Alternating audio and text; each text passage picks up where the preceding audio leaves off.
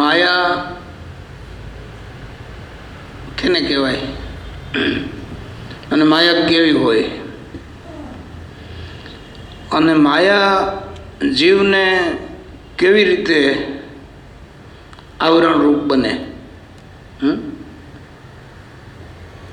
એ સમજવું પડે ને.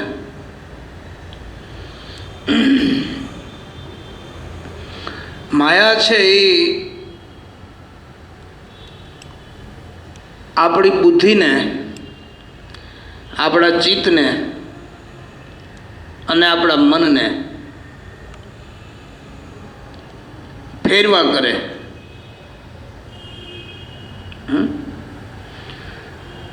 બુદ્ધિમાં તર્ક રૂપે કામ કરે, ચિત્તમાં આવરણ રૂપે કામ કરે અને મનમાં ચંચળતાના રૂપમાં કામ કરે. એટલે આપણને આપણો પોતાનો જે હેતુ છે એ સમજવા જ ન દે. સિદ્ધ તો ક્યાંથી થાય? આપણો હેતુ શું છે, મનુષ્ય જીવનનો હેતુ શું, એ આપણને સમજવા જ ન દે તો પછી સિદ્ધ કેમ કરવો? એટલે સત્પુરુષોનો સંગ અને સત્શાસ્ત્રનું વાંચન, એનું મનન અને ચિંતન અતિ જરૂરી વસ્તુ છે.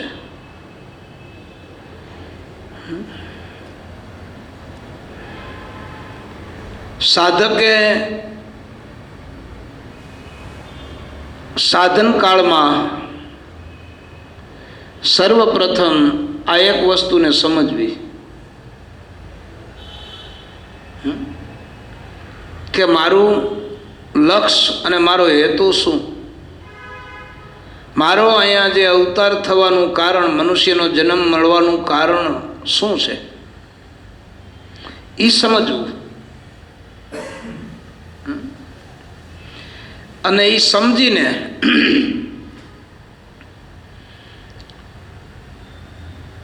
એ હેતુને સિદ્ધ કરવા માટેની સાધના કરવી, એને સાધક કહેવાય.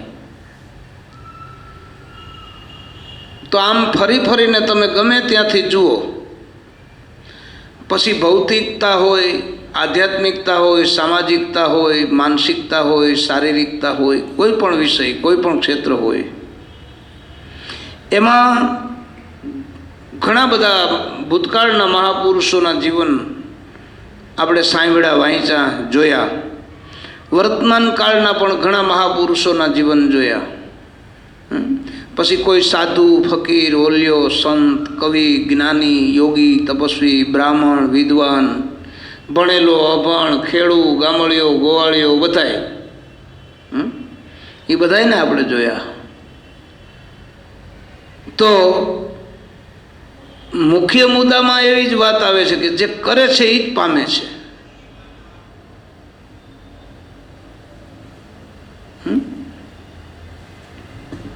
આપણને કર્યા વગરનું કાંઈ મળતું નથી. કરે ને એને જ મળે. આ ભગવાનના ઘરનો ન્યાય ન કહેવાય?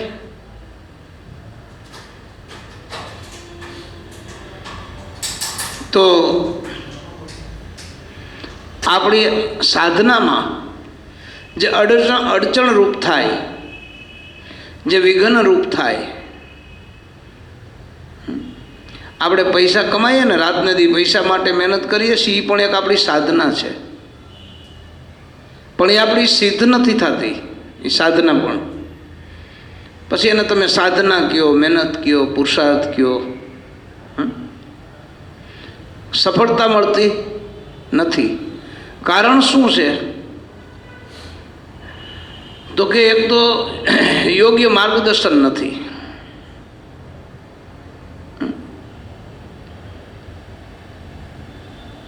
એટલે અને ધીમે ધીમે ચાલુ કરો, સિંગલ રાખજો.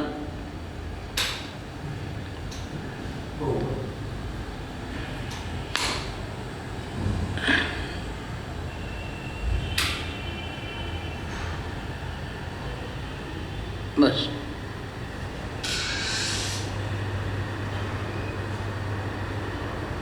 આપણે જે સુખની આશા કરીએ છીએ અને મહેનત કરીએ છીએ સાધના છે. પૈસા કમાવા માટેની જે મહેનત છે માણસની, એની પણ એ એક પ્રકારની સાધના છે. પણ આખી જિંદગી માણસ રડી રડીને થાકી જાય પણ સફળતા ન મળે. કારણ શું? તો કે એના જે જ્ઞાતા છે, જાણકાર છે, એના અનુભવી જે છે એને મહાપુરુષ કહેવાય, એટલે મોટા પુરુષ. સ્વામિનારાયણ સંપ્રદાયનો, સ્વામિનારાયણ ભગવાનનો એક શબ્દ છે કે મોટા પુરુષની નિશ્રામાં અને એની આજ્ઞામાં રહેવું અને એના ચીંધેલા માર્ગે હાલવું. તો તમારે સુખી થવા માટે બહુ મહેનત નહીં કરવી પડે. સુખનો માર્ગ ઓટોમેટિક મળી જશે. સુખી થવા માટે આપણે મહેનત નહીં કરવી પડે. થોડી મહેનતે જાજુ સુખ મળશે. અને પાછું કરશે એને જ મળશે, ઓલાને ના મળે. જેણે મહેનત નથી કરી એના ઘરમાં ભલે ને ધનના ઢગલા હોય પણ સુખ ન હોય. કદાચ એને સોનાના પલંગ તમે ઘડાવીને એની માથે સુવડાવો ને પણ સુખ ન હોય એને. અને મહેનતુ હોય ને, પુરુષાર્થી મહેનતુ, જેને આપણે આધ્યાત્મિક લાઈનમાં સાધક કહીએ, એવા સાધકે મહેનત કરી હોય ને એ મરચું રોટલો ખાતો હોય ને સુખી હોય. શું કામે? એ સુખ ક્યાંથી આવ્યું?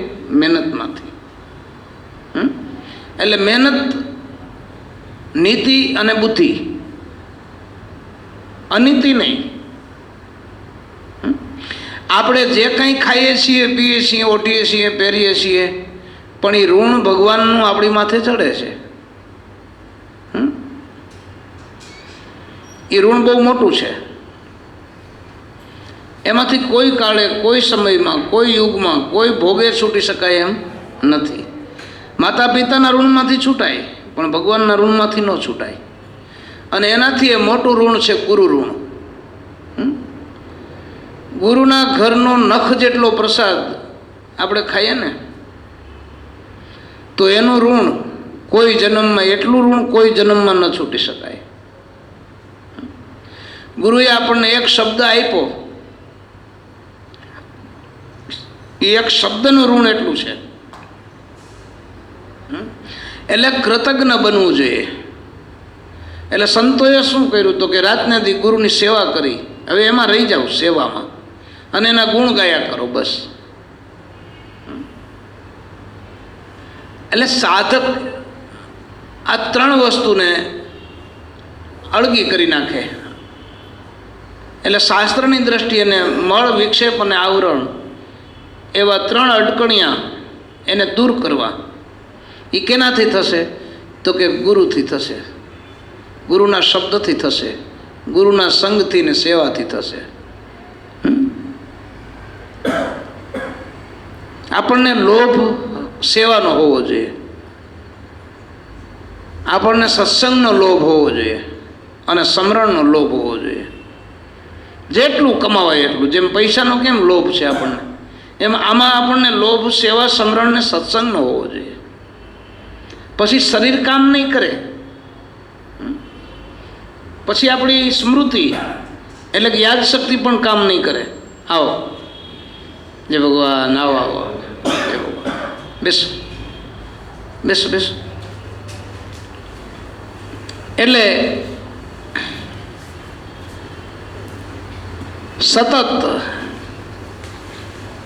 જે કરે છે એને જ મળે છે. રાવણનો જ ભાઈ વિભીષણ,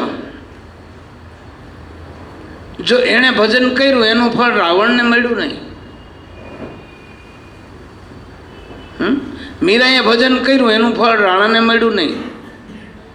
પ્રહલાદે ભજન કર્યું એનું ફળ હિરણ્યાકશને મળ્યું નહીં. તમે જોઈ લો દાખલા. હરિશ્ચંદ્ર, તારામતી અને રોહિત ત્રણેય કર્યું તો ત્રણેયને મળ્યું. એમ ઘરની અંદર આપણે મીટિંગ કરીએ અને સત્સંગમાં ઘરની અંદર પણ સત્સંગ કરી અને આખા ઘરને સંસ્કાર સેવાના પાડવા. ધન ખરેખર બુદ્ધિથી નથી મળતું, પણ પૂર્વના પુણ્ય હોય. એટલે ગીતાજીમાં જેમ ભગવાને કીધું છે કે હે અર્જુન, એવા યોગભ્રષ્ટ આત્માઓને હું પાછો બુદ્ધિ યોગ આપું છું. એ આપણામાં જે બુદ્ધિશાળી જે લોકો છે એ બુદ્ધિ ભગવાનની દીધેલી છે, એટલે કમાય છે. પાછું કેમ વાપરવું ને એનો યોગ અધૂરો રહી ગયો, એટલે એ કેમ વાપરવું એ બુદ્ધિ એને ન આપી. કેમ કમાવવું એ આપી દીધી, કેમ વાપરવું ને એ બુદ્ધિ એને ન આપી. એટલે એનું ધન જ્યાં ત્યાં વેડફાય, એનું જીવન જ્યાં ત્યાં વેડફાય. આપણે ખૂબ કમાણી કરી હશે ને એટલે મનુષ્યનું શરીર મળ્યું, ભગવાને આપી દીધું. પણ આ શરીરનો ઉપયોગ કેમ કરવો એ બુદ્ધિ પાછી ના આપે. એ જુઓ તમે, અમુક અમુક એવી દશામાં ઘસડાતા હોય કરોડોપતિ માણસો.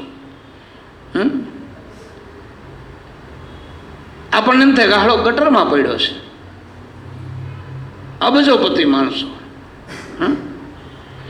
રાવણને જીવનનો ઉપયોગ કરતા ના આવ્યો એટલે રાક્ષસ યોનિમાં ગયો, નગર ક્યાં તાણ હતી એને. બ્રાહ્મણ પુલસ્ય ઋષિનો દીકરો, કેવડી સંપત્તિ, સોનાની લંકા, ગ્રહ બધાય કબજામાં, વિધાતા એના કબજામાં. ચારેય વેદનો જાણકાર, વિદ્વાન, કવિ, શિવનો પરમ ઉપાસક, શિવની હારે વાતું કરે. પણ છતાં આ મનુષ્ય શરીરનો ઉપયોગ કેમ કરવો ને એ બુદ્ધિ એને ભગવાને આપી નહીં, એટલે રાક્ષસમાં ગયો, રાક્ષસ તરીકે જાહેર થયો. એટલે ભગવાન પાસે છે ઘણું, પણ આપણી પુનાઈ પ્રમાણે, આપણી કમાઈ પ્રમાણે જ આપે. એટલે કર્મનો સંગાથી રાણા મારો કોઈ નથી. એટલે આપણી માથે એક પરમાત્માની દયા હોય તો મોટું કામ શું થાય કે આપણી સતશાસ્ત્રમાં રુચિ જાગે. ઘણા લોકો હું અહીં જોતો મુંબઈમાં કે આપણે રાજકોટ, સુરત, અમદાવાદ, પોરબંદર કે કોઈ પણ સિટીમાં, અમુક ગામડાઓમાં પણ માણસ જરાક નવરો પડે એટલે વાંચ્યા જ કરતો હોય. મને એ ગમે, એને વાંચવાની બુદ્ધિ આપી.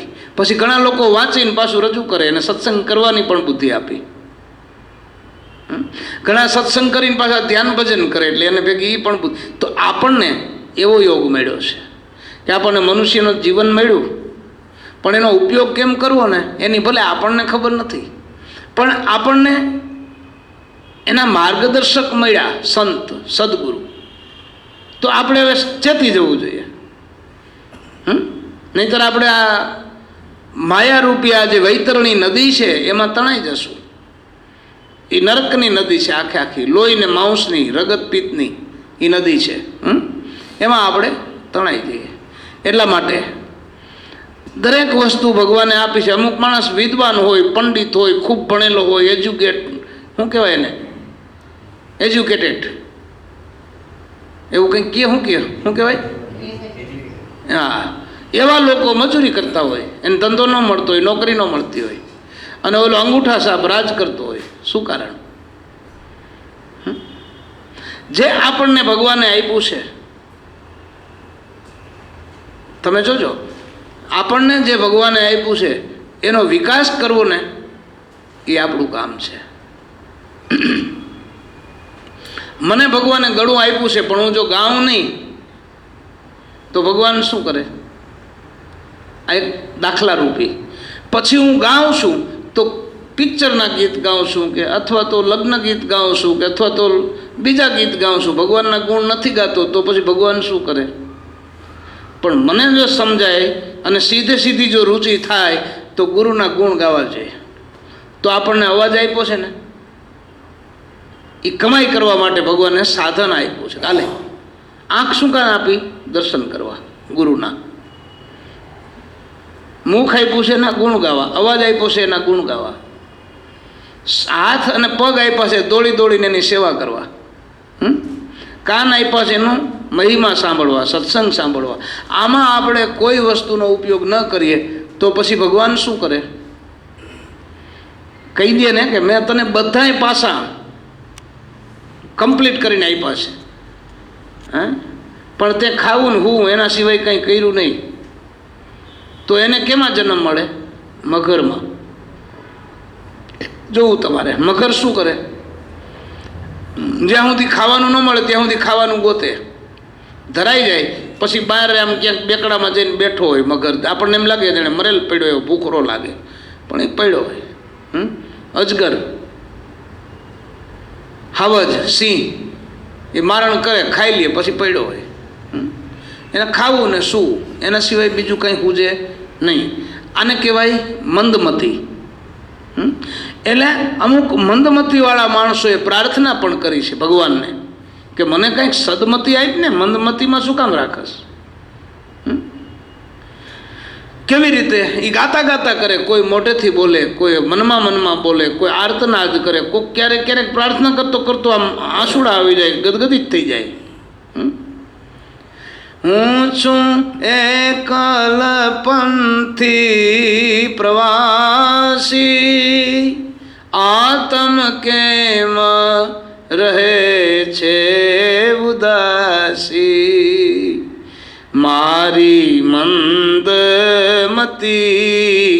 ટાળો ગર્વની ગતિ, શાંતિ આપો દયા કરી, શિવ દર્શન આપો. ઓલાને કંઈ ન આવડતું એમ કે ના ના મારા જેવી બુદ્ધિ કોઈની નથી. ઓલું બધું જાણકાર હોવા છતાં એમ કહે ભાઈ અમે તો નાની બુદ્ધિના મંદમતીના છીએ. આ મંદમતી છે ને આપણને મંદગતિમાં નાખે. મંદમતી એટલે બુદ્ધિ અને ગતિ એટલે 84. એ મંદ છે, એ ગતિ મંદ છે એટલે 84માં આપણને નાખે. પણ શાસ્ત્રકારો એમ કહે છે, સંતો આપણને એમ કહે છે કે એવા આત્મના જાણકાર, આત્મના સાક્ષાત્કારી પુરુષ, આત્મદર્શી, તત્વદર્શી અને શ્રોત્રિય, બ્રહ્મનિષ્ઠ આવા સદગુરુ આપણને મળે પછી એનો વેહ ગમે એવો હોય, એનો દેહ ગમે એવો હોય, એની ક્રિયાઓ ગમે એવી હોય, પણ એ કહે ને એમ તમે કરજો. નહીંતર આપણને છે ને 84માં ક્યારે ધકેલાઈ જશું ખબર નહીં પડે. એટલે અમે કાયમ કહીએ કે જે બાપા પણ કહેતા કે તમે કરશો ને એ તમને જ મળશે.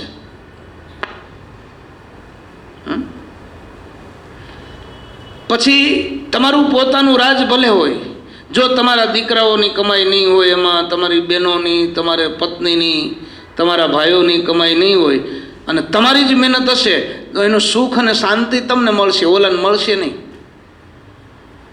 આ એક પરમાત્માનો નિયમ છે. ઝીણી નજરે તમે જોયા કરો ભૂતકાળ અને અત્યારે વર્તમાન કાળ. શું કામ? એટલે આપણા સંતોએ સર્વપ્રથમ તનની સેવાના વખાણ કર્યા છે. શાસ્ત્રમાં એને બીજી ભાષા તનુજા, મનુજા અને ધનુજા એમ કીધું. તનુજા એટલે શરીર, મનુજા એટલે મન ને ધનુજા એટલે તન. 3 પ્રકારની સેવા છે. એમાં ઉત્તમ સેવા શરીરની છે, બીજી સેવા મનની છે, ત્રીજી સેવા ધનની છે. પણ આપણે કરીએ નહીં તો શું? આ શરીર મળ્યું છે એ કંઈક કમાઈ કરી છે ને એટલે મળ્યું છે. હવે નહીં કરીએ તો પાછું નહીં મળે. એટલે કબીરે કીધું જ્યું કીત્યું ધરી દીની ચદરિયા સદાય. આપણને કોઈ કહેવાનું નથી અને કહેશે તો કોઈ વિવેકની ભાષામાં કહેશે, કોઈ સત્સંગની ભાષામાં કહેશે, કોઈ શાસ્ત્રની ભાષામાં કહેશે. કોઈ ઠપકો દઈને 2 લાફા મારીને કહેવાનું નથી. એમાં જો ચતુર હોય, શાનમાં સમજી જાય, માર્ગ પકડીને હાલતો થઈ જાય ને તો એ પહોંચે. બરાબર? એટલે આપણે અમારે બાપા એવું કહેતા, હાવ દેશી ભાષામાં માઠા ન થવું. માઠામાં સમજો ને, ભોડ હાવ, મીંઢા, રીઢા એવા આપણે ન થવું. અમુક બળદ હોય ને, અમારે ગામડામાં એક બની ગયેલી ઘટના છે ઘણા વર્ષો પહેલાંની, અને આવું હજી આ યુગમાં પણ ક્યાંક ક્યાંક બને છે. એક ખેડૂત ખેતરમાં વાવણી વાવતો હતો. હવે એ બરોબર વાવણી ટાણે બળદિયા ફંદા કરે એટલે ઓલા ખેડૂતને પેટ કેવું બળે. ઘડીક થાય તો વરી બેસી જાય, વરી ઘડીક થાય તો આમ આડો હાલે, ઘડીક થાય તો ઓલી હાંબેલ કાઢીને તોડાવીને પાછો જોઈતો હોય ત્યાંથી નીકળી જાય. એમાં એક વહુને તેડીને એનો સાસરો હાયલો આવ. તેથી આપણે છોકરાઓ જેમ અત્યારે પોતાની પત્નીને તેડવા જાય એવું નહોતું. માતા પિતા કોક જાય, સસરો તેડવા જાય, કાંઈનો જેઠ જાય, કાં કોક હગાવાલા જાય. એટલે એનો સાસરો એના દીકરાને વહુને તેડીને આવતા હતા. એણે જોયું કે ઓલો બળદ હાડો ફંદા કરે છે અને હાલતો નથી.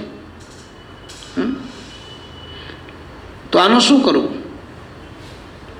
એ વવે જોયું ત્યાં તો બરાબર આમ નદી આવી એટલે વવે કીધું કે બાપા જરાક ગાડું ઊભું રાખો ને. તો કે કાં? એ કે ઓલો ખેડૂત જો હાથી આંકે છે ને ત્યાં મારે જરાક જવું છે. એમ કેમ, તમને ઓળખેશ? તો કે ના ના, એ નથી ઓળખતા, પણ ઓલો બળદ છે ને એને હું ઓળખું છું એટલે મારે જવું છે. કયો બળદ? તો કે ઓલો બેહી જાય છે ને હાલતો નથી. હાલતા હાથી બેહી જાય.